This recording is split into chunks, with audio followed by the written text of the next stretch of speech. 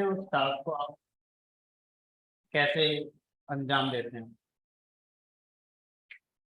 तो अगर मैं आपसे कहूं कि एक इक्वेशन है मेरे पास, z इक्वल टू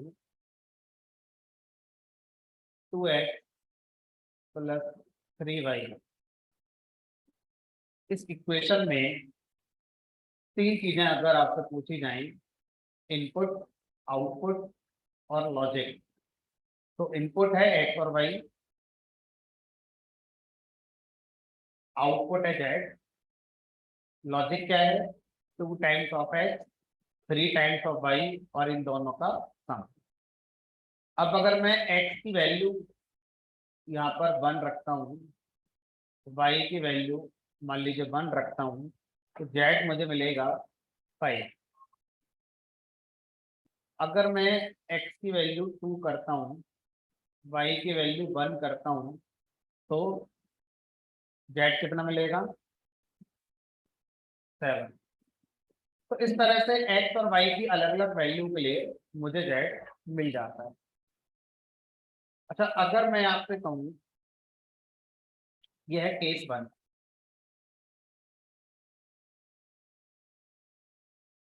दूसरा केस है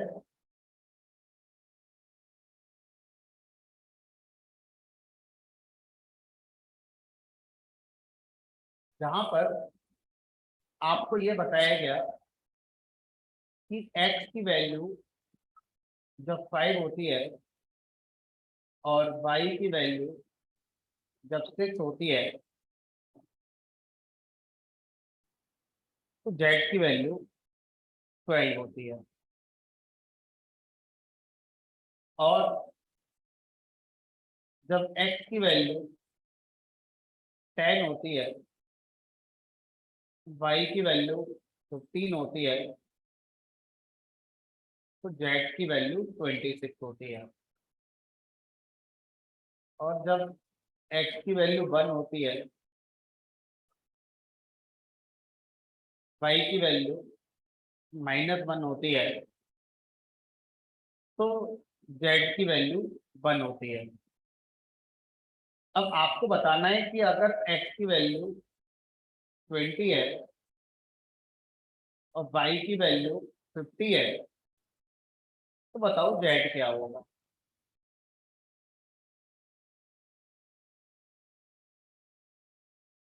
पहले इन दोनों अप्रोच को समझिए। पहली अप्रोच में क्या गिवन है और दूसरी अप्रोच में क्या गिवन है। पहली अप्रोच में हमें एक straight forward equation, straight forward formula या लॉजिक गिवन है कि कैसे जेड को कंप्यूट किया जाए। तो अगर कोई आपसे बोले कि बताओ x की वैल्यू 20 और y की वैल्यू 50 पर z कितना होगा, तो आप फटाफट से आंसर दे दोगे। क्यों? क्योंकि आपको पता है रूल z निकालने का यह है कि z इस तरह से x और y पे डिपेंड करता है। आपको z कंप्यूट करने का एक रूल पता है, फार्मूला पता है। लेकिन जब आपसे कहा गया कि भाई सेकंड केस में भी आपको z निकालना है, कैसे निकालोगे? लेकिन सेकंड वाले केस में आपको ये नहीं पता कि z और x और y पर कैसे डिपेंड हो रहा है, क्या फार्मूला होगा z निकालने का with the help of x and y। लेकिन आपको क्या बताया जा रहा है? आपको ये बताया जा रहा है, अच्छा पहले वाले केस में अगर मैं आपसे कहूं कि मुझे ये भी नहीं पता, तो कोई दिक्कत आपको? अगर आपको ये भी नहीं पता, तो क्या आप अभी भी जेड को बता सकते हैं या नहीं? क्योंकि इक्वेशन है मेरे पास, फार्मूला है मेरे पास, मैं बता सकता हूं।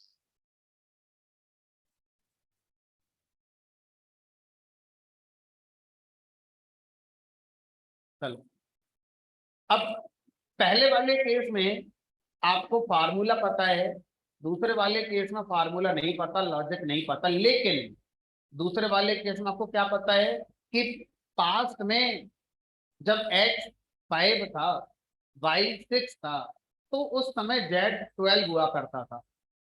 और अगर x 10 हुआ था, y 15 था, तो z 26 होता था। x की वैल्यू 1, y की वैल्यू -1 पर z 1 होता था। तो इसके हिसाब से अगर मैं देखूं तो x 20 और y 50 होने पर क्या हो सकता है z? कोई ट्रेंड इन तीनों से ऐसा आ रहा है जिससे हम समझ पाए कि x y z कैसे आपस में रिलेट हो रहे हैं?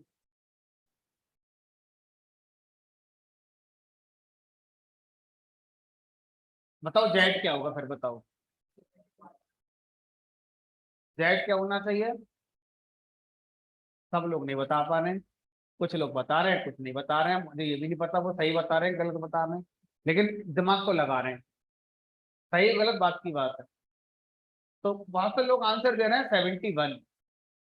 जिन लोगों ने आंसर 71 दिया, उन्होंने पहले क्या करा, जो एग्जिस्टिंग एक्स वाई जेड की वैल्यू थी, इनके ट्रेंड को देखा और थोड़ा समय लेकर शायद उन्होंने ये सोचा कि यार एक्स और वाई के हिसाब से जेड 12 आया है। सोचो अगर मैं 5 और 6 की गुणा कर दूं तो 30 हो जाता है, बन नहीं रही बात। लेकिन 5 में 6 जोड़ दें तो 11 हो जाता है, लेकिन ये तो 12 है। अच्छा 11 में 1 जोड़ दें तो 12 हो जाता है।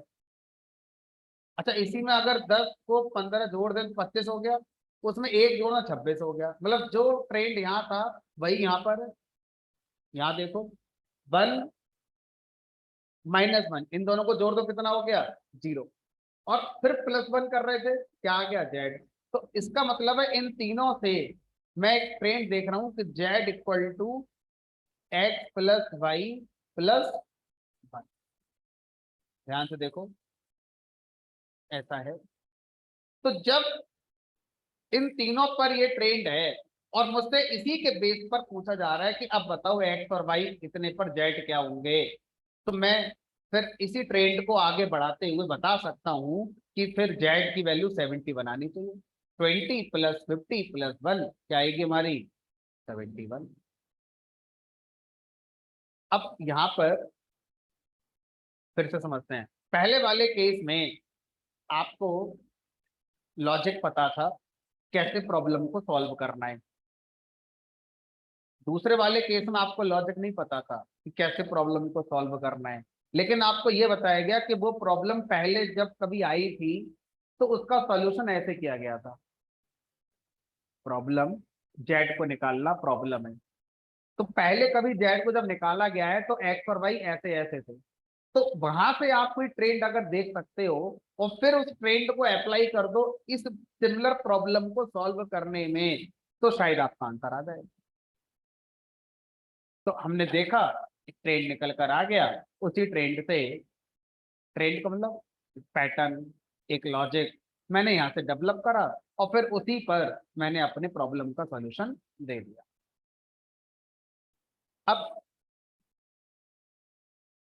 अगर आपसे कहा जाए आज तक आप कौन सी प्रोग्रामिंग पढ़ रहे थे, लैंग्वेज भूल जाओ, चाहे सी हो, चाहे जावा हो, चाहे डॉट नेट हो, चाहे पाइथन हो, आज तक आप किस प्रोग्रामिंग से किसी प्रॉब्लम को सॉल्व करते थे, पहले वाली अप्रोच का यूज करके या दूसरी वाली अप्रोच का यूज करके? पहले वाली। अगर आपको कहा जाए सिंपल इंटरेस्ट निकालो, तो आप मुझसे ये थोड़ी पूछते हो कि बताओ पहले प्रिंसिपल रेट ऑफ इंटरेस्ट यानी और पर कितना सिंपल इंटरेस्ट था। आप मुझसे क्या कहते हो, सर फार्मूला बता दो सिंपल इंटरेस्ट निकालने का क्या होता है। पहले कभी निकाला गया था, नहीं निकाला गया था, मुझे इसमें कोई इंटरेस्ट नहीं है। फार्मूला है, उसमें वैल्यू पुट कर दूंगा, सीधा आंसर आ गया। तो आज तक आप जो भी प्रोग्राम बना रहे थे, सी में, जावा में, डॉट नेट में, पीएचपी में, पाइथन में, वो इस तरह के प्रोग्राम होते हैं जिसमें प्रॉब्लम को सॉल्व करने का पहले से ही हमें लॉजिक पता होता है। उस लॉजिक पर हम अपना इनपुट लाते हैं और उस लॉजिक में फिट करते हैं, आउटपुट बन जाता है, ले जाते हैं। एक दूसरा तरीका आज हमें सिखाया जा रहा है कि अगर कभी ऐसी प्रॉब्लम आपको सॉल्व करने को दे दी जाए जिसका लॉजिक ही नहीं है, जिसका आज तक गणित का कोई फार्मूला ही नहीं बना, फिर कैसे करोगे सॉल्व? अगर आपसे कहा जाए कि एक ऐसी प्रॉब्लम आपको दी गई है जिसका आपको सॉल्यूशन करना है, लेकिन उस प्रॉब्लम का सॉल्यूशन देने का कोई भी मैथमेटिकल फार्मूला अवेलेबल नहीं है, तो आप उस प्रॉब्लम का सॉल्यूशन आप कैसे दोगे? तो आप क्या करोगे, आप ये पूछोगे अच्छा कोई बात नहीं, ये बताओ कि उस प्रॉब्लम को पास्ट में कैसे सॉल्व किया गया था, वो तो बता दो फिर। भाई फार्मूला नहीं तो कुछ तो बताओगे। तो हमने कहा ये बता देते हैं आपको कि पास्ट में ये प्रॉब्लम जब ऐसे आई थी तो इसको ऐसे सॉल्व किया गया था, उसने ऐसे सॉल्व किया था, तीसरे ने ऐसे किया था, चौथे ने ऐसे किया था, पांचवें ने ऐसे किया था, है ना। अब मैंने कहा ठीक है, मैं एक काम करता हूँ, पहले उनको स्टडी करूंगा और वहां पे जरूर कोई ना कोई एक कॉमन पैटर्न बना होगा और उसको मैं ढूंढूंगा और ढूंढ कर फिर इस प्रॉब्लम का सॉल्यूशन मैं दे दूंगा। समझ में आ रही है कहानी? ठीक है।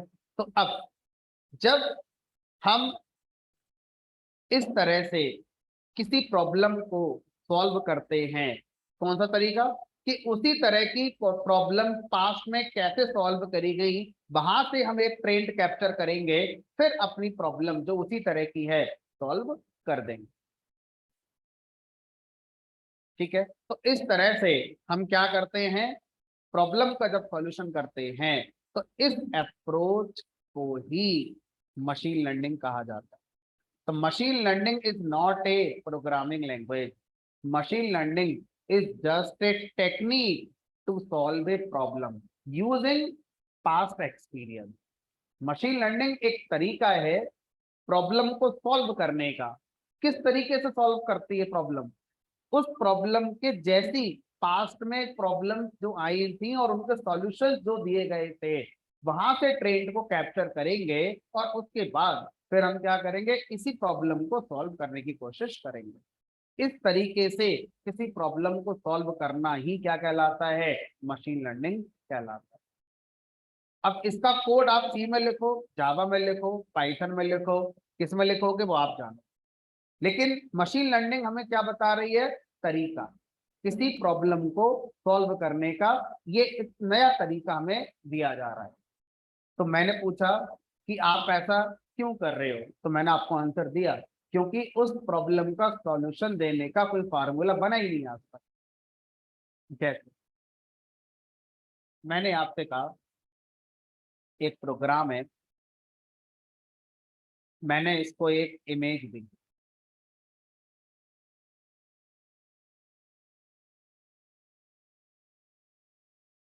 अब इस इमेज में एक फेस है,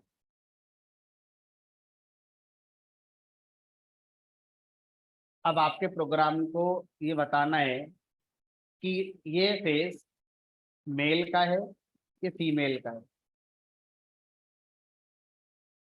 हमने कहा भूल जाओ मशीन लर्निंग क्या था, अब आप इस बात का लॉजिक बताओ गणित में कि किसी इमेज में एक ह्यूमन फेस होने पर मैं इफ एल्स क्या लगाऊं जिससे मुझे यह पता चल जाए कि वो फेस मेल का है या फीमेल का है। क्या इफ लगाओगे भाई, इवन ऑड का इफ लगा लोगे, if number modulus 2 equal to 0 तो इवन, अदरवाइज ऑड। इसका इफ लगाना, बताना इफ क्या होगा इसका, क्या कंडीशन लिखूं, इफ पिक्सल इज दिस तो मेल अदरवाइज फीमेल, कोई कुछ लॉजिक कुछ, हमने कहा कोई लॉजिक कैसे हो जाएगा। अब ये फेस मेल और फीमेल, मेल कितनी एज का मेल कितनी एज का फीमेल, हमने कहा वो कुछ नहीं पता। तो सर पिक्सल ऐसे कैसे पता कर लेंगे हम, इसका आज तक गणित में कोई सॉल्यूशन ही नहीं है कि आप पिक्सल की वैल्यू देखकर ये बता दोगे जो मेल है कि फीमेल है। कोई इफेक्ट नहीं है इसका, कोई लॉजिक ही नहीं है इस प्रॉब्लम का, लेकिन मुझे तो सॉल्व करनी है। तो मशीन लर्निंग ने कहा मेरे पास आओ, इसका सॉल्यूशन हम देते हैं। क्या करेंगे, मशीन लर्निंग हमसे क्या मांगेगी, कुछ इमेज ऐसी दे दो हमें पहले जो मेल वाली है, ऐसी इमेजेस जिनमें फेस पहले से क्या है हमारे, मेल। और कुछ इमेजेस ऐसी दे दो जिनमें पहले से ही आपने बता रखा हो कि ये फीमेल फेसेस है ना। अब ये सारी इमेजेस पहले आप किसको दोगे, अपने प्रोग्राम को दोगे। मेरा प्रोग्राम क्या करेगा, मशीन लर्निंग अप्रोच लगा के इसमें से कोई ट्रेंड कैप्चर करेगा, कुछ ना कुछ तो एक कॉमन पैटर्न होगा मेल फेसेस का, कुछ ना कुछ तो एक कॉमन पैटर्न होगा फीमेल फेसेस का। वो पैटर्न कैप्चर करने के बाद फिर आप अपनी इमेज किसको दोगे, अपने प्रोग्राम को दोगे, और ये मेरा प्रोग्राम बता देगा कि मेल है कि फीमेल।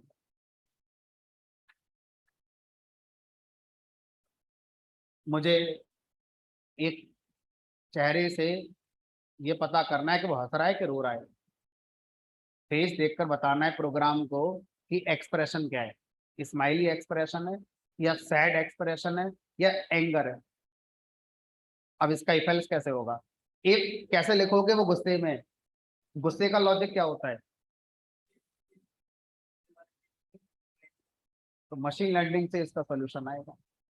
देखो, तो क्या करने वाले होगे आप, मशीन लर्निंग के पास जाओगे इस समस्या का समाधान करने के लिए।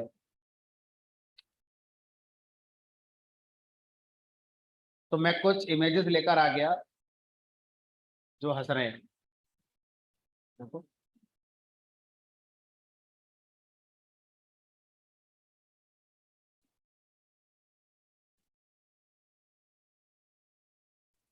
अलग अलग एंगल से हंसने की इमेजेस लेकर आ गया। कितनी है, कितनी भी लो, जितने 7 हजार इमेजेस है मेरे पास।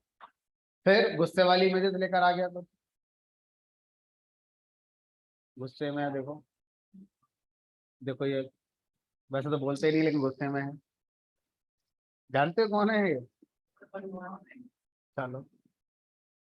तो अब आपके पास क्या है, इस तरह की इमेजेस हैं, गुस्से वाली, डर वाली, खुश वाली, दुखी वाली, पता नहीं क्या हो गया, कौन सा काम आ गया बेचारे को। अब क्या करो, इस तरह की इमेजेस को इकट्ठा करके आप अपने प्रोग्राम को दो, और प्रोग्राम में लगा दो मशीन लर्निंग। मशीन लर्निंग इनमें से कोई ना कोई एक ट्रेंड है जो कैप्चर कर लेगी, फिर आप अपनी नई इमेज दोगे, आपका आंसर मिल जाए। तो ये तो सर बढ़िया है। हमारी लड़ाई तो यही थी कि हमसे लॉजिक नहीं लगता। भाई हमें लूप चलाना आता है, लेकिन पैटर्न प्रिंट मत कराओ हमसे, क्योंकि पैटर्न प्रिंट करने में दिमाग लगेगा, लॉजिक लगेगा, वही नहीं आता हमसे। हमें इफ एल्स आते हैं, लेकिन हमें ये नहीं पता कि किस कंडीशन का इफ क्या होगा और एल्स क्या होगा। तो वही सब बचाने के लिए ये मशीन लर्निंग जैसी चीजों को लाया जा रहा है। लेकिन हमसे ये कहा गया कि जिस काम को करने का लॉजिक पहले से है, वहां मशीन लर्निंग नहीं लगानी। मतलब अब आप क्या कह रहे हैं, आप ये कह रहे हैं कि सर हमें तो अच्छी लग रही है मशीन लर्निंग, हम तो हर जगह लगाएंगे, अब हर जगह लगाएंगे। मतलब मतलब ये है कि मैं इवन ऑड का प्रोग्राम बनाऊंगा यूजिंग मशीन लर्निंग, क्योंकि मैं इफ एल्स जानता ही नहीं क्या होते हैं। मुझे इफ एल्स आते ही नहीं, मुझे लॉजिक ही नहीं पता।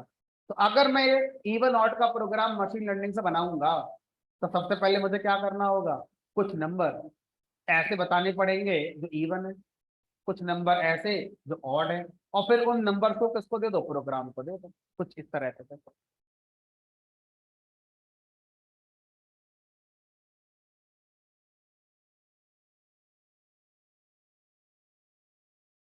नंबर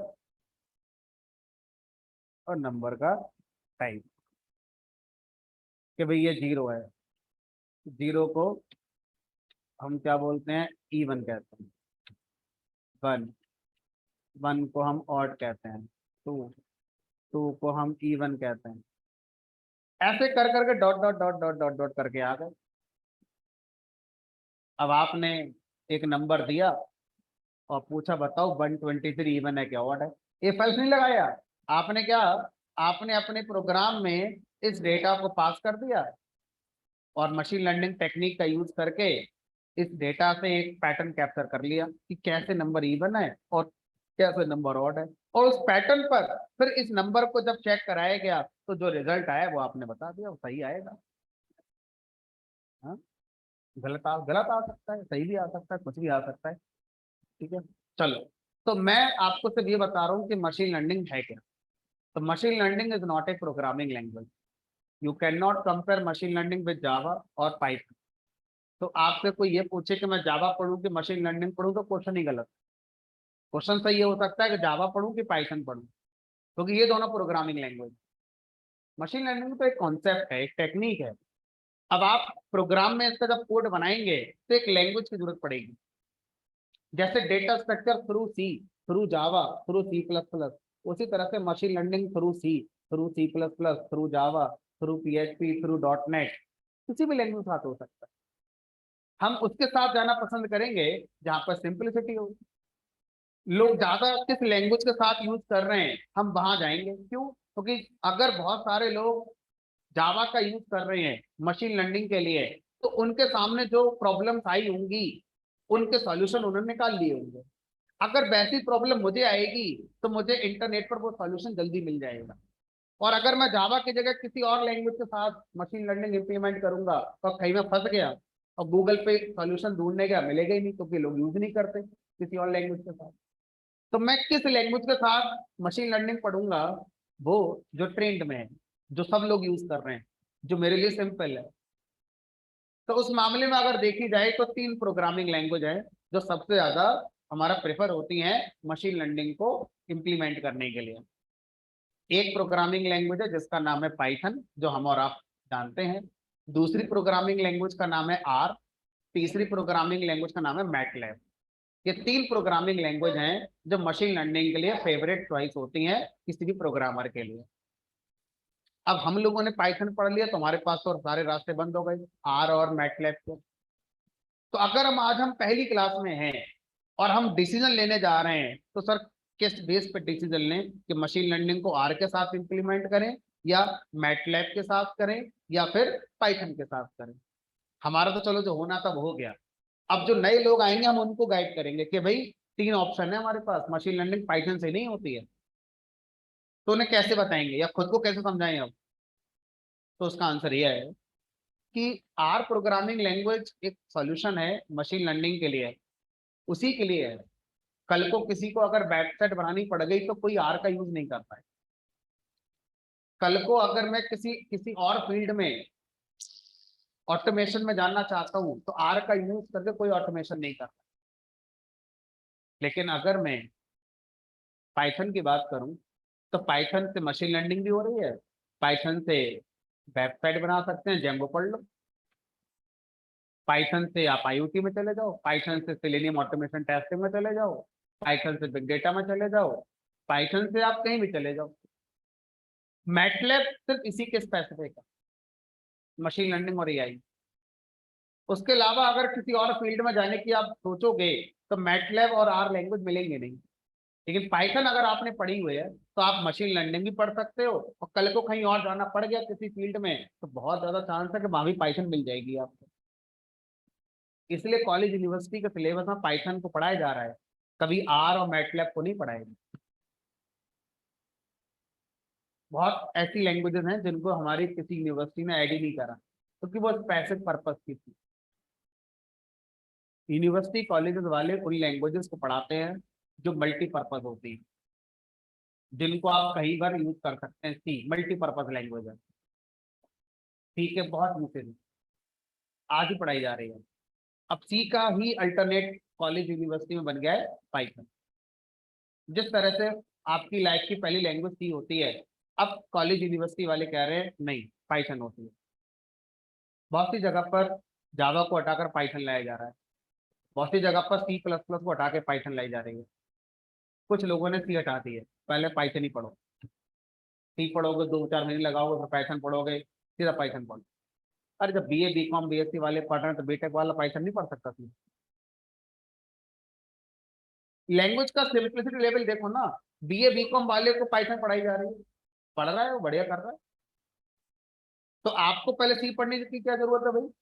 सीधे पाइथन पढ़ो, क्यों समय खराब कर दो?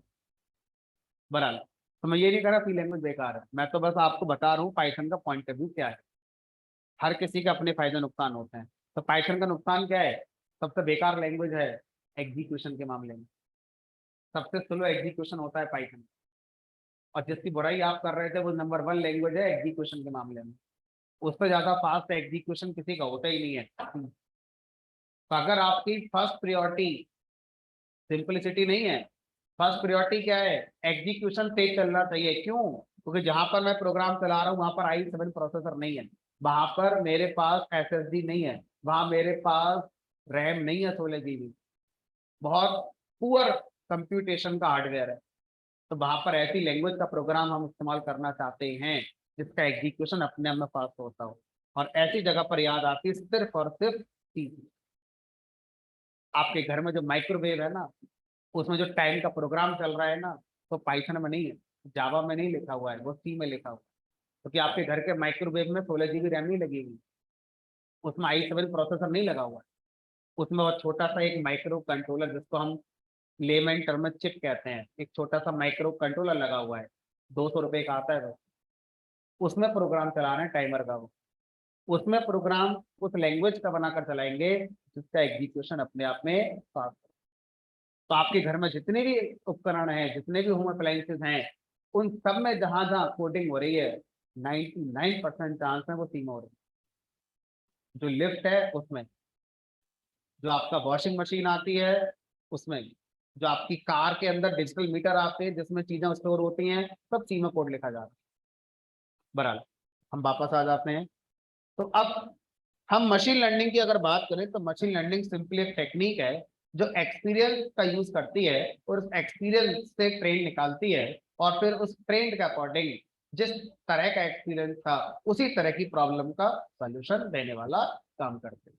अगर आप एक्सपीरियंस में इवन ऑड के बारे में प्रोग्राम को बता रहे हो और उससे पूछ रहे हो बताओ नंबर प्राइम है कि नहीं, तो गलत आप कर रहे हो। जब आप इवन ऑड को पूछोगे तो प्रोग्राम में इवन ऑड का डेटा ही पास करो ना सीखने के लिए। समझ रहे हो क्या कहना चाह रहा हूँ? आप प्रोग्राम में डेटा पास कर रहे हो कि भाई मेल और फीमेल के फेसेस ये होते हैं, और आप प्रोग्राम से पूछ रहे हो बताओ इस इमेज में एलिफेंट है कि नहीं।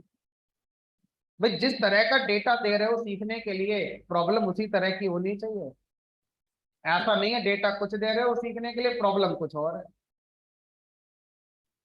ठीक है, तो इस तरह से मशीन लर्निंग हमारा काम करती है। अब इसको अगर मैं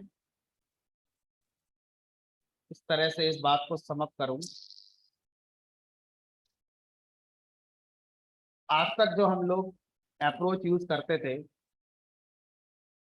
उसे बोलेंगे ट्रेडिशनल अप्रोच।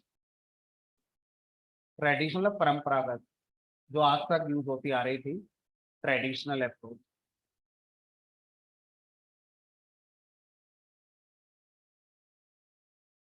मशीन लर्निंग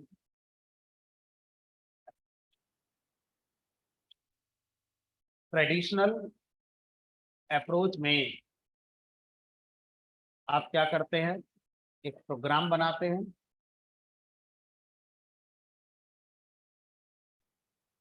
उस प्रोग्राम में आप पहले से ही लॉजिक बताते हैं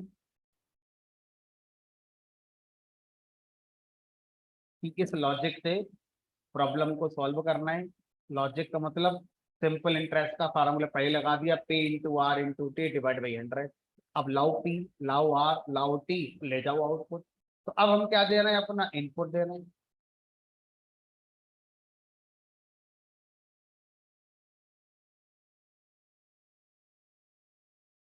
और मेरा प्रोग्राम जो लॉजिक मैं पहले से लिखकर आया हूं, उस लॉजिक को इस इनपुट के साथ इस्तेमाल करते हुए मुझे आउटपुट दे देता है। आज तक स्टूडेंट उलझा रहता है लॉजिक कैसे लगाऊं, लगा नहीं पड़ता है। तो मैं इवन और सिंपल इंटरेस्ट आसान आसान बातें कर रहा हूँ। अब मशीन लर्निंग ने क्या बोला, प्रोग्राम बनाओ।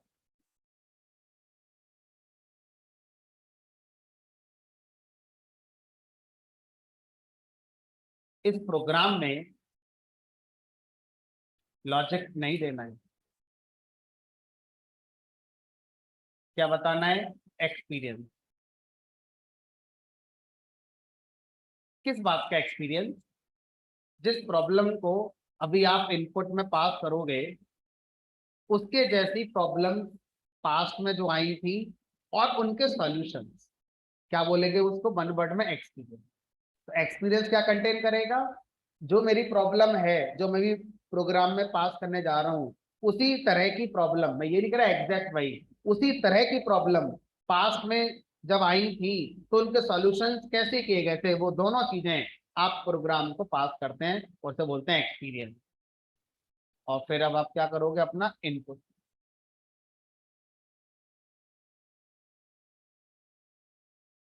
इस इनपुट को पहले इस एक्सपीरियंस से क्या निकाला जाएगा, पहले इस एक्सपीरियंस से मेरा प्रोग्राम एक ट्रेंड निकालेगा या पैटर्न निकालेगा, ठीक है, या लॉजिक निकालेगा।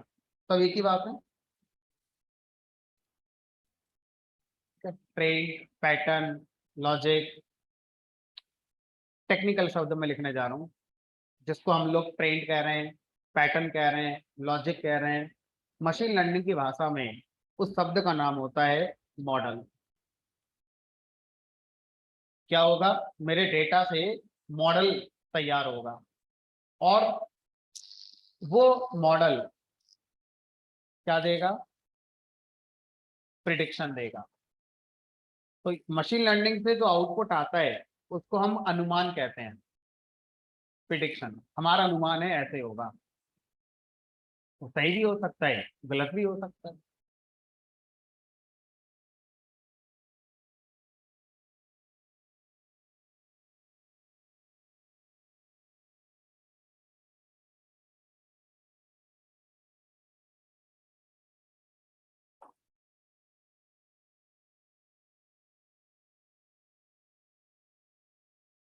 तो ट्रेडिशनल प्रोग्रामिंग और दूसरा वाला है machine learning programming.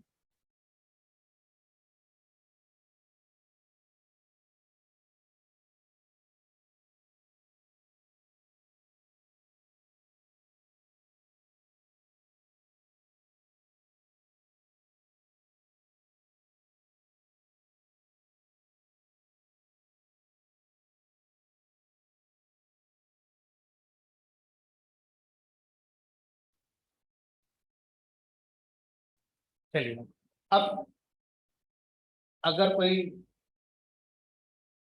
Machine learning की डेफिनेशन पूछे तो क्या बनाएंगे डेफिनेशन? कॉन्सेप्ट क्या समझ में आ गया? Solving a problem using experience. कौन सा एक्सपीरियंस? सिमिलर टाइप का एक्सपीरियंस, जिस टाइप की प्रॉब्लम है उसी टाइप का एक्सपीरियंस का यूज करके प्रॉब्लम को सॉल्व करना। ये क्या है? ये कलाकारी मशीन लर्निंग कहलाती है। ठीक है, कुछ एग्जांपल मशीन लर्निंग के जो हम खुद एक्सपीरियंस करते हैं। कुछ नॉन टेक्निकल एग्जांपल की बात करते हैं पहले। जो आप बता रहे हैं वो सही है, लेकिन टेक्निकल एग्जांपल हो गए। मैं एक इंसान की डेली लाइफ से जुड़े हुए कुछ नॉन टेक्निकल एग्जांपल में मशीन लर्निंग को ढूंढना चाहता हूं। पहले ढूंढते हैं। आप एक शोरूम में गए, वहां पर कोई आपको आइटम पसंद आया जिसका एमआरपी 1000 है। अब वहां पर एक बोर्ड लगा हुआ है 20% डिस्काउंट, है ना। उसके बाद अब आपको कैलकुलेशन करनी आती है, 1000 रुपए की चीज पर 20% डिस्काउंट का मतलब 800 रुपये में खरीद कर लाना। इसमें कोई मशीन लर्निंग नहीं है। ठीक है, दूसरा एग्जांपल, आप शोरूम की जगह पर किसी रोड पर जो मार्केट लगता है, लाइक अट्टा मार्केट या पालिका बाजार जैसे मार्केट में कुछ शॉपिंग लेने गए। अब वहां पर एमआरपी 1000 का है, ये नहीं लिखा कितना डिस्काउंट है।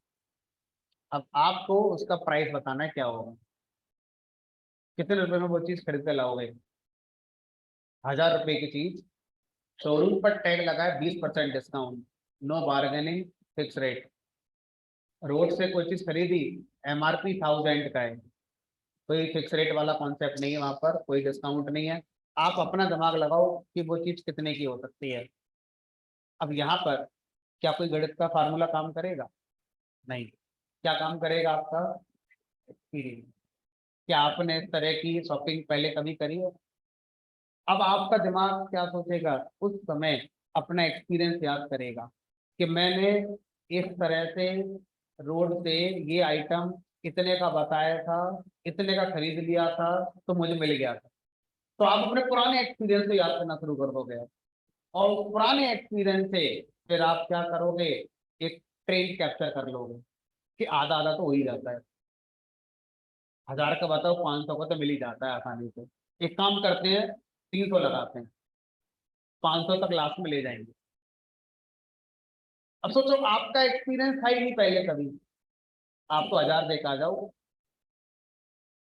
तो ये जो एग्जाम्पल दूसरा मैंने दिया, इसमें जाने अनजाने में आप अपने आप में क्या यूज कर रहे थे, मशीन लर्निंग। यही तो मशीन लर्निंग और क्या है।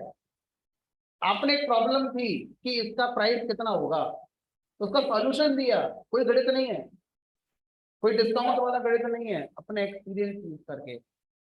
जिसका एक्सपीरियंस जितना अच्छा होगा वो उतना ज्यादा सही इस चीज का प्राइस प्रिडिक्ट कर लेगा। इसलिए क्या बोलते हैं, प्रिडिक्शन, अनुमान। मैं जो लगा रहा हूँ एक अनुमान ही तो है, एग्जैक्ट तो है ही नहीं ना।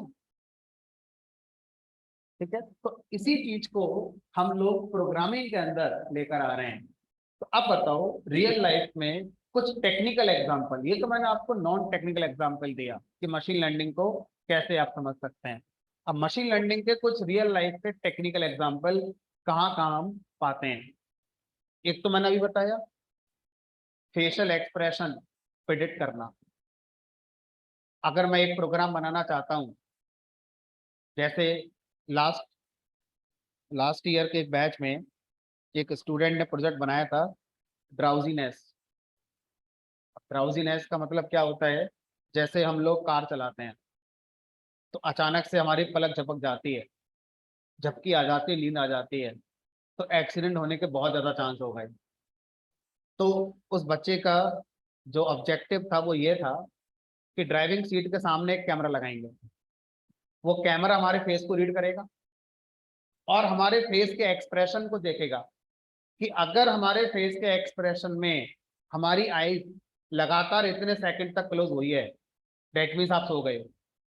और जैसे ये प्रिडिक्ट हुआ कि आप आपके एक्सप्रेशन सोने वाले हो रहे हैं, वैसे ही वो क्या करेगा, एक अलार्म लगा होगा, उस अलार्म को बजा देगा। तो इससे एक रियल लाइफ बहुत सारा प्रॉब्लम सॉल्व हो सकता है। अच्छा प्रोजेक्ट का आइडिया था, है ना। अब उसके लिए क्या करना होगा, इसके लिए कोई लॉजिक बताओ जिससे चेहरा देखकर ये समझ पाए कि आप सो रहे हो कि नहीं, आपका फेस स्लीपी है या नहीं। कोई लॉजिक ही नहीं है इसका। क्या करेंगे, पहले से बहुत सारी इमेजेस कलेक्ट कर लो स्लीपी फेस वाली, फिर उन इमेजेस से मशीन लर्निंग का इस्तेमाल करते हुए आप एक पैटर्न कैप्चर कराएंगे। फिर एक नया फेज जब आएगा तो उसमें वो स्लीपी है या नहीं ये हम आसानी से प्रिडिक्ट कर पाएंगे। बन गया एक अच्छा प्रोजेक्ट, ड्राउजीनेस डिटेक्शन। सर ऐसे तो क्लास में अटेंडेंस का लगा लो, पर क्लास में जितने बच्चे बैठे हैं हम सबकी अटेंडेंस चेहरा देख के लगाना चाहते हैं। तो मेरा प्रोग्राम कैसे प्रिडिक्ट करेगा कि ये सोनू है, ये मोनू है, ये चिंटू है। तो सोनू की बहुत सारी इमेजेस ले आओ पहले से, मोनू की बहुत सारी इमेजेस ले आओ पहले से, मेरे प्रोग्राम को दो तो मेरा प्रोग्राम पैटर्न बना लेगा कि सोनू की इमेजेस ये होती हैं, मोनू की ये होती हैं। हो जाएगा काम आपको। तो ये रियल लाइफ एप्लीकेशन है based on machine learning. Gmail के अंदर एक फीचर आ रहा है स्पैम क्लासिफिकेशन का। आपकी मेल जब जाती है तो स्पैम में चली जाती है, कैसे पता चला जीमेल को स्पैम में जाएगी, इनबॉक्स में क्यों नहीं आई। इसके पीछे क्या लगी हुई है, मशीन लर्निंग। मान लीजिए मेरे पास कोई मेल आई क्रेडिट कार्ड लेने की, आपके पास मेल आई क्रेडिट कार्ड लेने की, मैंने उसको ओपन ही नहीं करा, मैंने आज तक कभी उसको रिप्लाई ही नहीं करा। दो तीन मेल मेरे पास ऐसी आई कार्ड लेने वाली, मैंने कभी आज तक उनको ओपन ही नहीं करा, रिप्लाई ही नहीं करा। और आप हर बार ओपन करते हो, रिप्लाई करते हो, सब पूछते हो कि कितने का मिलेगा, क्या क्या खर्चा है। अब अगर जीमेल के पास मेरे अकाउंट में कोई ऐसी मेल आती है कार्ड ले लो, हाँ डाल देगा उसको उठाकर स्पैम में, उसे पैटर्न समझ में आ गया ये इंसान इंटरेस्टेड नहीं है। लेकिन आपके लिए जब वो मेल आएगी तो आपके इनबॉक्स में दिखा देगा क्योंकि आप इंटरेस्टेड हो। इसका कोई लॉजिक नहीं था। मेरा एक्सपीरियंस क्या था, इस तरह की मेल को डील करने का, उसके हिसाब से डिसीजन लिया गया कि इनके लिए ये मेल स्पैम होगी और इनके लिए ये सही है, इनके इनबॉक्स में डाल दो। तो जो स्पैम वाला फोल्डर होता है purely based on machine learning concept, उसके पीछे कोई इफ एल्स का रूल नहीं लगा हुआ है जीमेल में। उसके पीछे प्योर आपका जो पास ट्रेंड है मेल को रेस्पॉन्स करने का, वो पूरा लगा हुआ है ना।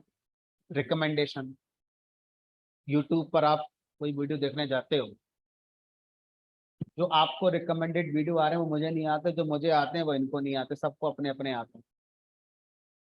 तो ये कैसे हो रहा है? हमारे इंटरेस्ट के हिसाब से यूट्यूब डिसाइड कर लेता है इनको कौन सी चीज पसंद आ रही है। ठीक है। तो हमारा वीडियो देखने का जो ट्रेंड है, यूट्यूब उसको कहीं स्टोर कर रहा है। जो भी हम सर्च करते हैं वो सब यूट्यूब स्टोर करता है ना। और फिर जो हमने सर्च किया उसमें कुछ ना कुछ कॉमन पैटर्न निकलता होगा, उसके हिसाब से रिकमेंडेशन आने शुरू हो जाते हैं मेरे लिए। ठीक है। अब अगर आपसे कहा जाए इस तरह के और भी एग्जाम्पल हो सकते हैं, मैंने कहा इस तरह के ढेरों एग्जाम्पल हो सकते हैं, ये तो कुछ ही एग्जाम्पल बताए मैंने।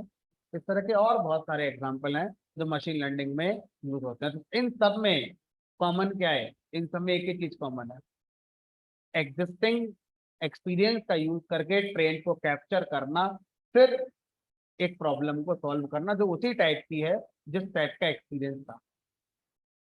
ये क्या कहलाता है? हमारा मशीन लर्निंग का कॉन्सेप्ट कहलाता है। तो रियल लाइफ में ढेरों एप्लीकेशन है जहाँ मशीन लर्निंग का यूज किया जा रहा है। ठीक है। चलो, अब सर मशीन लर्निंग कब यूज नहीं करनी चाहिए? आज से 10 साल बाद भी हम बहुत एडवांस हो जाएंगे, फिर भी मशीन लर्निंग में यूज नहीं करूंगा। क्यों नहीं करूंगा? क्योंकि जिस प्रॉब्लम को सॉल्व करना है उसका लॉजिक आता है। क्यों मैं डेटा इकट्ठा करूंगा भाई पहले से? क्योंकि यहाँ डेटा इकट्ठा करना पड़ता है पहले। डेटा नहीं है तो कैसे करोगे सॉल्व? तो या तो प्रॉब्लम का सॉल्यूशन लॉजिक से होगा या फिर उस तरह के डेटा से होगा। और आज डेटा तो आपको पता ही है, फ्यूल है टेक्नोलॉजी का। हर जगह डेटा ही डेटा है, हर कोई स्मार्टफोन चला रहा है, हर कोई वेबसाइट चला रहा है। हम खुद एक दिन में पता नहीं कितना डेटा जनरेट कर देते होंगे। कितनी बार फेसबुक चला लेते हो, कितनी बार व्हाट्सएप चला लेते हो, हर बार डेटा जनरेट करके आते होंगे। और आपके जैसे पूरे वर्ल्ड की आबादी 750 अरब है, 750 करोड़ है, और अब नहीं, 750 करोड़ में अगर मैं कहूँ कि 10% लोग भी इंटरनेट का यूज करते हैं, तो डेली इतने लोग कितना डेटा जनरेट कर रहे हैं। तो डेटा तो बहुत है मेरे पास आज की डेट में। तो आज तो मैं सारा खेल डेटा के साथ ही करूंगा, क्योंकि डेटा बहुत है मेरे पास, कमी नहीं है डेटा की। आप फेसबुक पर 1 महीने तक किसी तरह की पोस्ट डाल रहे हैं, कोई मैसेज डालते हैं, आप मुझे वो सारे मैसेज दे दो, मैं बता दूंगा कि आपकी लाइफ में क्या चल रहा है। क्योंकि आज आपने अगर कोई मैसेज डाला है फेसबुक पर या कोई पोस्ट डाली है, तो वो कहीं ना कहीं आपकी लाइफ से रिलेटेड है। जैसे किसी के साथ किसी ने धोखा कर दिया, तो आज आप कौन सी पोस्ट डाल के आओगे फेसबुक पर? धोखे से रिलेटेड। आज आप किसी मोटिवेशनल सेमिनार में गए, एनर्जेटिक होकर चार्ज होकर आ गए, कौन सी डाल दोगे पोस्ट? एनर्जी वाली, मोटिवेशन वाली डाल दोगे। तो आप फेसबुक पर जो पोस्ट डालते हो खुद से, या तो कहीं घूम कर आए हो तो घूमने फिरने की डालोगे, उसके अलावा फिर आपकी लाइफ में जो चल रहा है उससे रिलेटेड चीजें ही आप पोस्ट करते हो फेसबुक पर। अगर आप अपने 10-12 लगातार पोस्ट मुझे दे दो, तो मैं बता दूंगा कि आपकी जिंदगी में क्या चल रहा है। फेसबुक इसका यूज कर रहा है, उसी हिसाब से आपको चीजें दिखाता है फिर वो। आप जैसी पोस्ट डालोगे ना फेसबुक पर, कुछ दिनों बाद उसी तरह की चीजें, आपकी वीडियोस, उसी तरह की रील, उसी तरह की सब चीज आनी शुरू हो जाएगी उसी तरह की, क्योंकि फेसबुक इसका यूज कर रहा है। ठीक है। चलो, तो इन सब में एक चीज कॉमन है, डेटा। डेटा है, और डेटा के बाद फिर अब हम यूजर से जो चाहें वो करवा सकते हैं, यूजर को जो चाहें वो बता सकते हैं। आज घर जाके अमेजन पर कोई बढ़िया सा मोबाइल सर्च करके आना, खरीदना मत, और फिर चलाना फेसबुक। 5 मिनट के अंदर ही वो मोबाइल आपके सामने होगा, एड में, स्पॉन्सर्ड एड में, विद डिस्काउंट। 2-4 दिन तक वो आते ही रहेगा ऐड आपके पास। यूट्यूब पर कोई वीडियो चलाने जाओगे तो बीच में जो स्किप ऐड वाला ऑप्शन आता है ना, उसमें वो मोबाइल ही दिखेगा आपको। जो नीचे पट्टी आती है वीडियो के बीच में ऐड वाली, उसमें वो मोबाइल ही दिखेगा आपको। जब तक खरीद लोगे मोबाइल, मानेंगे नहीं ये लोग, खरीद वाकई मानेंगे आपको? क्या है ये? इसके सबके पीछे क्या है? डेटा। बस एक बार आप अपना डेटा दे दो किसी को, फिर देखो खेल। आप किसी मॉल में चले जाओ, आपके पीछे लोग लग जाएंगे, सर ये ले लो वो ले लो, आप मना कर देना, क्या बोले सर नंबर बता दो, बस अपना नाम बता दो नंबर बता दो, वही तो सारा खेल है। आप कुछ खरीदो मत खरीदो उन लोगों से, बस अपना नंबर बता दो नाम बता दो, उसके बाद आपके डेटा से काम होगा। चलो, तो डेटा की कमी नहीं है मेरे पास आज, बहुत है डेटा। तो आज इसीलिए मशीन लर्निंग ट्रेंड में। आज से 15 साल पहले क्यों नहीं थी? 15 साल पहले इतना इंटरनेट को यूज ही नहीं करता था, स्मार्टफोन का कॉन्सेप्ट ही नहीं था, तो डेटा कागज में होता था, डिजिटल फॉर्म में होता ही नहीं था। अब डिजिटल फॉर्म में आ गया, जब आ गया तो कॉन्सेप्ट बन गए, data science, machine learning, AI. इन सब का फ्यूल कौन है? इन तीनों का फ्यूल डेटा है। डेटा से डेटा साइंस है, डेटा से मशीन लर्निंग है, डेटा से एआई है। तीनों एक ही फ्लेवर हैं, थोड़ा थोड़ा फर्क है बस। Data science, machine learning, AI, इन तीनों में 70% कॉमन चीजें, जब 30% चीजें अलग अलग होती हैं। तो अगर आप इन तीनों में से कुछ भी पढ़ रहे हो तो 70% चीजें एक ही पढ़ रहे हो। ठीक है, चलो तो अब मैं आपको मशीन लर्निंग को एआई के साथ रिलेट करके बताता हूं कि मशीन लर्निंग एआई के साथ कैसे रिलेट होगी। कुछ लोग मशीन लर्निंग को सबसेट ऑफ एआई कहते हैं। Machine learning is a subset of AI. Sir ये लाइन क्यों कही जाती है? Machine learning is a subset of AI, समझते हैं। एआई का मतलब क्या होता है? आर्टिफिशियल। आर्टिफिशियल का मतलब होता है कृत्रिम, जो नेचुरल ना हो, बनावटी, जो इंसानों ने बनाई हो, वही तो है कृत्रिम। जो प्राकृतिक है, जो प्रकृति ने बनाई है, नेचर ने बनाई है। ठीक है, तो आर्टिफिशियल इंटेलिजेंस। इंटेलिजेंस का मतलब क्या होता है? इंटेलिजेंस का मतलब क्या होता है? बौद्धिकता, बौद्धिक बुद्धि, बुद्धिमत्ता। आपकी बुद्धि कितनी इस्तेमाल हो रही है, उसको बोलते हैं इंटेलिजेंस। बुद्धि को बोलते हैं इंटेलिजेंस। तो अब ये बताओ, कैसे बताओ कोई इंसान इंटेलिजेंस कंटेन करता है कि नहीं करता, या वो इंटेलिजेंट है या नहीं? बुद्धि सबके पास है, दिमाग तो सबके पास ही है। तो अगर मैं किसी इंसान से कहूं कि भाई ये लो प्रिंसिपल, ये लो रेट ऑफ इंटरेस्ट, ये लो प्रिंसिपल, बताओ सिंपल इंटरेस्ट कितना निकलेगा? उसने लगाया फार्मूला PRT/100, मुझे बता दिया।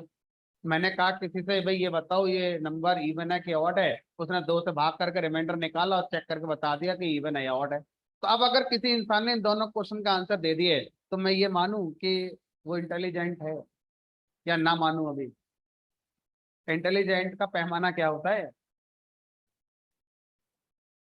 इंटेलिजेंसी का पैमाना क्या होता है, मैं ये पूछ रहा हूँ। हाँ, IQ लेवल। IQ लेवल का मतलब क्या होता है?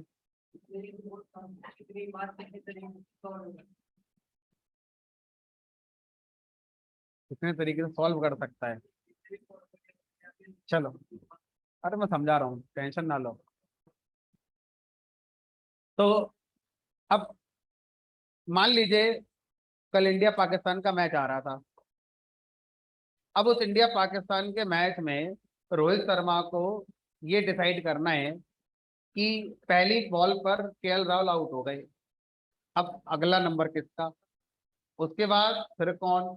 उसके बाद फिर कौन खेलने जाएगा? क्या किसी क्रिकेट की किताब में लिखा हुआ है कि अगर पहली बॉल पे विकेट गिर जाए तो अगला बैट्समैन लेफ्ट आना चाहिए कि राइट आना चाहिए कि पिंच हिटर आना चाहिए या कौन आना चाहिए? अगर लिखा होता तो फिर एक नए लड़के को कप्तान बना दो, किताब में लिखा ही है, पढ़ पढ़ के डिसीजन लेते रहेगा। नहीं बनाते।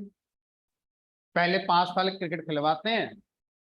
क्या करवा रहे हो 5 साल? उसको एक्सपीरियंस करवा रहे हैं, चीजों का अनुभव करवा रहे हैं। और वो अनुभव कब काम में आएगा उसके? ऐसी सिचुएशन में डिसीजन लेने के काम में आएगा जिनके डिसीजन किताबों में नहीं लिखे हुए। आप अपने अनुभव का यूज करके डिसाइड करो कि पहली बॉल पर अगर विकेट गिर जाए और कितना रन चेज करना है, कि अब कौन सा बैट्समैन आकर हमारा बैटिंग ऑर्डर को सही कर सकता है। वहां पर उस कप्तान का क्या नजर आएगा, इंटेलिजेंसी लेवल नजर आएगा कि वो कितना इंटेलिजेंट है, क्या कर रहा है वहां पर वो। आखिरी ओवर में 8 रन चाहिए, किससे बॉलिंग कराएंगे, मेरे पास सीमर भी है, स्पिनर भी है, किसी किताब में लिखा है तो फिर कप्तान किसी को बना तो उसी से डिसीजन हो जाएगा, लिखाई तो नहीं है। तो उस इंसान को जो कप्तानी कर रहा है अपने अनुभव या दूसरों के अनुभव को देखना होगा कि ऐसी सिचुएशन में लोगों ने क्या किया था पहले और उनके क्या क्या डिसीजन हुए थे, क्या क्या रिजल्ट आए थे, तो मुझे अब क्या करना चाहिए मैं डिसाइड करूंगा। तो वो डिसीजन जब लेते हैं, वो डिसीजन अगर करेक्ट हो गया तो आप इंटेलिजेंट हैं, और अगर नहीं हुआ तो फूल नहीं कहना है। क्यों? क्योंकि एक डिसीजन सही होने पर आपको हम ये नहीं कह सकते कि आप इंटेलिजेंट हैं या फूल हैं। हम आपसे 10 डिसीजन करवाएंगे ऐसे, उनमें से कितने सही हुए कितने गलत हुए अब बताएंगे। मान लो आपके 7 डिसीजन सही हो गए, कप्तान ने 7 पारी में जीत लिया और 3 हार गया, हम क्या बोलेंगे भाई इसका एक्यूरेसी इसको 70% है, तो हम क्या बोलेंगे इसके अंदर इंटेलिजेंसी है, ज्यादा बार जीत रहा है। अगर उल्टा होता 7 मैच हार गया 3 जीत गया, अरे फूल कप्तान है एकदम बेकार है कुछ आता नहीं है, इसे हटाओ इसे। तो एक मैच से डिसाइड नहीं करना है कि आपका आईक्यू लेवल क्या है। हम आपसे कई प्रॉब्लम सॉल्व करवाएंगे इस तरह की जिनका कोई गणित में सॉल्यूशन नहीं है, जो सिर्फ अनुभव से सॉल्व होगी। तो इंटेलिजेंस का मतलब क्या है, पास्ट एक्सपीरियंस का यूज करके प्रॉब्लम को सॉल्व करना, इसको इंटेलिजेंस कहते हैं। पहले दिन किसी के पास इंटेलिजेंस नहीं होती। आप जो अपनी लाइफ में सीख रहे हैं और जब कभी कोई प्रॉब्लम आएगी तो जो आप तक सीखते जा रहे हैं, आप क्या उस समय इन सारी चीजों को रिकॉल कर पाए, करने के बाद क्या उस प्रॉब्लम को सॉल्व कर पाए तो आप इंटेलिजेंट कहलाएंगे, नहीं तो नहीं कहलाएंगे। सोचो, इसको क्या बोलते हैं, नेचुरल इंटेलिजेंस। नेचुरल का मतलब इंसानों में पाई जाती है ये, जानवरों में पाई जाती है, पेड़ पौधों में पाई जाती है। प्रकृति की तरफ से इंटेलिजेंस 3 लोगों को दी गई है, इंसानों को, जानवरों को और पेड़ पौधों को। साइंस में इंसानों पर ज्यादा रिसर्च हुई है इस चीज को लेकर, तो हम इंसानों की इंटेलिजेंस को ही क्या मानते हैं, नेचुरल इंटेलिजेंस मान लेते हैं। लेकिन ऐसे बहुत से जानवर हैं जो इंसानों से भी ज्यादा इंटेलिजेंस लेवल शो कर रहे हैं। ठीक है। अब मैंने कहा यार यही चीज कंप्यूटर नहीं कर देगा, यही चीज कंप्यूटर कर दे, कैसे कर दे, कंप्यूटर कुछ भी क्या करता है, जो हम उसको सॉफ्टवेयर लिख कर देते हैं, वो सॉफ्टवेयर कोई तो रन करता है कंप्यूटर। तो मैं एक ऐसा सॉफ्टवेयर नहीं बना सकता जो इंटेलिजेंस हो।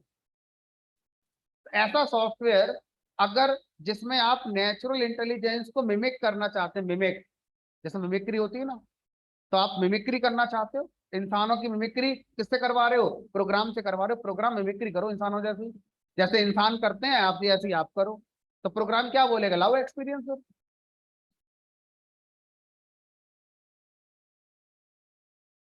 एक्सपीरियंस लाओ, मैं उसमें से पैटर्न निकालूंगा, सॉल्व कर दूंगा। अगर ऐसा करवा लोगे मुझसे तो ये कौन सी हो गई, कृत्रिम इंटेलिजेंस, नेचुरल नहीं है, आर्टिफिशियल। तो यही तो एआई और क्या है। तो एआई का मतलब क्या होता है भाई, जो अभी हम मशीन लर्निंग में आपको पढ़ रहे हैं, एआई अगर मैं यहां लिख दूं, एआई का मतलब है any technique, any technique for decision making,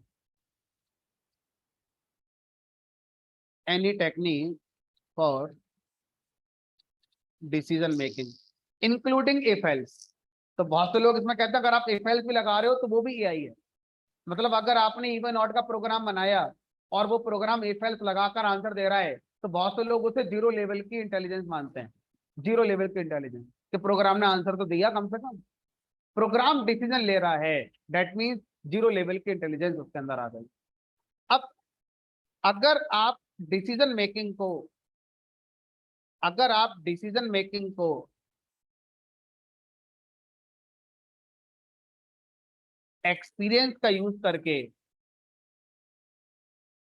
करते हैं, डिसीजन मेकिंग यूजिंग एक्सपीरियंस, तो इसे क्या बोलते हैं, मशीन लर्निंग। तो फिर इस पिक्चर से समझ में आता है machine learning is a subset of AI. Machine learning is a subset of AI.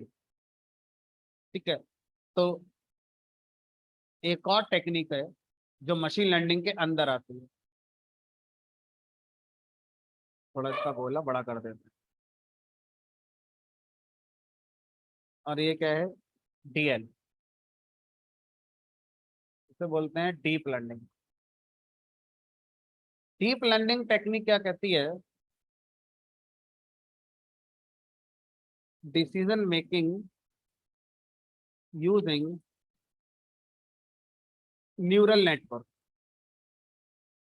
जैसे इंसानों के दिमाग में न्यूरॉन होते हैं ना, वैसे ही कृत्रिम न्यूरॉन बना दिए और प्रोग्राम के अंदर कृत्रिम न्यूरॉन के साथ डिसीजन लो। तो जब आप अपना प्रोग्राम इस तरह से बनाते हैं तो हम क्या बोलते हैं कि हम डीप लर्निंग पढ़ रहे हैं। तो एआई जो सबसे ऊपर है वो जीरो लेवल पर है, जो आज तक हम लोग इफ एल्स लगाकर करते रहते हैं। तो बहुत से लोग उसे नहीं मानते, लेकिन एक अगर स्टैंडर्ड डेफिनेशन दी जाए तो वो भी एआई का ही एक पार्ट है, जो आज तक आप कोड करते आ रहे थे, जिसमें इफ एल्स लगाकर आप डिसीजन लेते हो। और अगर भी आप मशीन लर्निंग पढ़ते हो तो वो एक्सपीरियंस का यूज करके डिसीजन लेने वाली बात हो रही है। और जब आप डीप लर्निंग पढ़ोगे तो उसमें आप क्या लगा दोगे? न्यूरल नेटवर्क को ऐड कर दोगे। तो इसीलिए इस पिक्चर से समझ में आता है कि machine learning is a subset of AI and deep learning is a subset of machine learning. बहुत सी किताबों में, यूट्यूब चैनल पे ट्यूटोरियल बनाने वालों ने मशीन लर्निंग की डेफिनेशन की शुरुआत इस लाइन से करी है, machine learning is a subset of AI. इसका मतलब यही है। ठीक है। तो अब मशीन लर्निंग को आप कैसे डिफाइन करेंगे वो आप डिसाइड कर सकते हैं। तो मैं इन दोनों को मिला देता हूँ ना, ताकि दोनों बातें हमारी बैलेंस हो जाएंगी।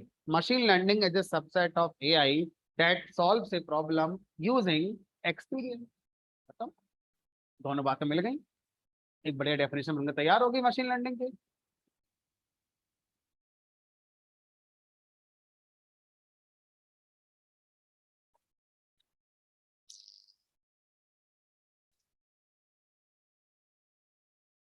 तो डेटा साइंस का पिक्चर कहाँ है? हमने कहा ये जो गोला बनाया मैंने, ये डेटा साइंस का गोला है। तो डेटा साइंस के गोले में कौन कौन आ गया? मशीन लर्निंग का हिस्सा भी आ गया और डीप लर्निंग का हिस्सा भी आ गया, प्लस और भी चीजें आ गई। तो जिसका कोर्स डेटा साइंस है वो भी मशीन लर्निंग पढ़ता है, और जिसका कोर्स एआई है वो भी मशीन लर्निंग पढ़ता है। जिसका कोर्स डेटा साइंस है, बाकी चीजें जो बच गई वो क्या क्या हैं? बाकी चीजें जो बच गई वो आपका बीआई टूल्स हैं, like like power BI, tableau, यही तो है हमारे, और क्या है? तो बीआई टूल्स में आपके क्या आ गए? टैबलू, पावर बीआई, इनको पढ़िए। और क्या चीज है डेटा साइंस में जो और हम पढ़ सकते हैं? तो वो सब उसी में आ जाएगा। बिग डेटा, जो बिग डेटा का कॉन्सेप्ट होता है वो भी डेटा साइंस का पार्ट माना जाता है, अगर हम इंडस्ट्री लेवल की बात करें तो। तो जो आपका बिग डेटा हडूप का कॉन्सेप्ट है ना, वो भी आपका किसका पार्ट माना जाता है? डेटा साइंस का ही पार्ट माना जाता है, अलग नहीं माना जाता।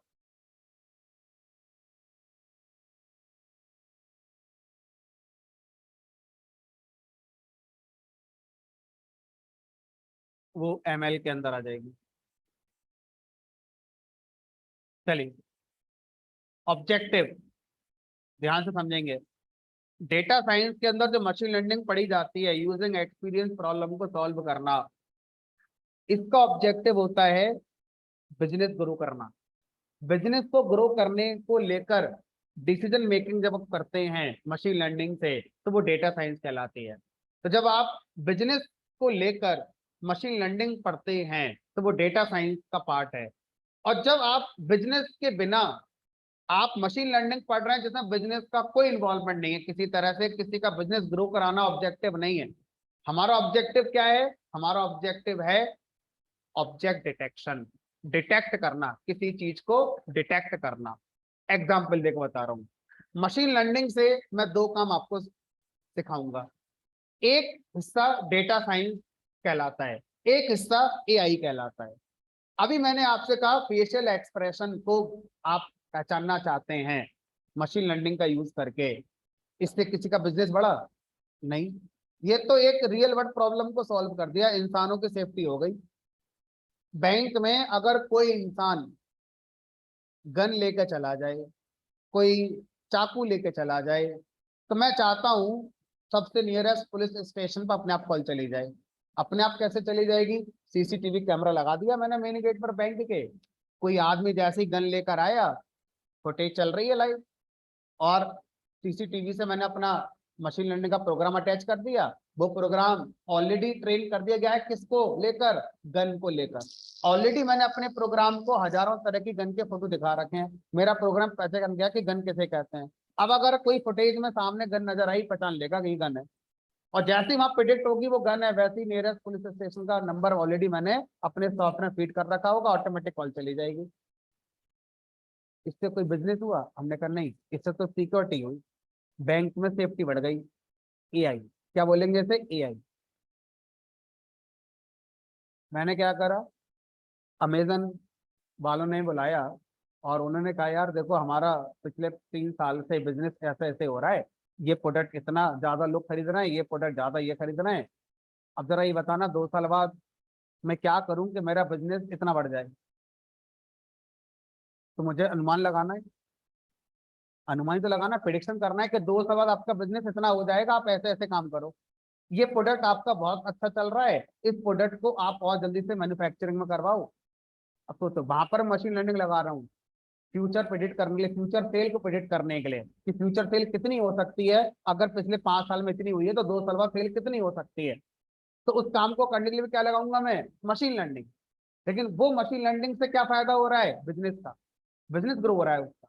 तो वो किसका पार्ट हो गई अब? Data science.